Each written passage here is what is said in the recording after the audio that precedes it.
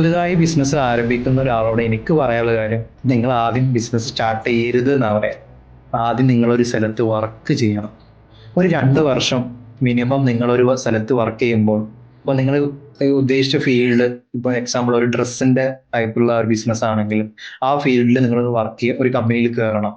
അവിടെ എങ്ങനെയാണ് പർച്ചേസിങ് എടുക്കുന്നത്, എങ്ങനെയാണ് സെയിൽസിനെ ഹാൻഡിൽ ചെയ്യുന്നത്, എങ്ങനെയാണ് അക്കൗണ്ട്സ്, എങ്ങനെയാണ് ടീമിനെ ഹാൻഡിൽ ചെയ്യുന്നു, എങ്ങനെയാണ് ഇന്റീരിയർ ചെയ്തിട്ടുള്ളത്, എങ്ങനെയാണ് കസ്റ്റമറായിട്ടുള്ള ഡീലിങ്സ്, ഇങ്ങനത്തെ ഒരുപാട് കാര്യങ്ങൾ നമുക്ക് പഠിക്കാനുണ്ട്.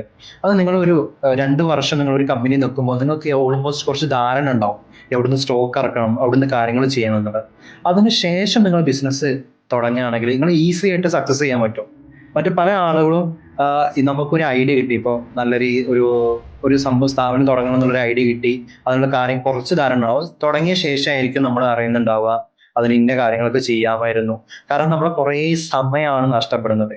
കാരണം നമ്മൾ പണത്തേക്കാളും കൂടുതൽ മൂല്യം സമയത്തെയാണ്.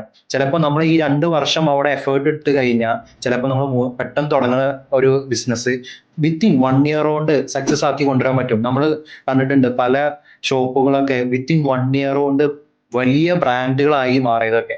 അപ്പം അത് തുടങ്ങിയ ആളുകളൊക്കെ നോക്കുമ്പോൾ അവര് 5-6 വർഷമൊക്കെ അവരുദ്ദേശിക്കുന്ന ഫീൽഡിലൊക്കെ സെയിൽസ്മാനും അതേപോലെ തന്നെ അവിടുത്തെ HR ഒക്കെ ആയിട്ട് വർക്ക് ചെയ്ത ആൾക്കാരാണ് പിന്നീട് ഇത് സ്റ്റാർട്ട് ചെയ്യുന്നത്.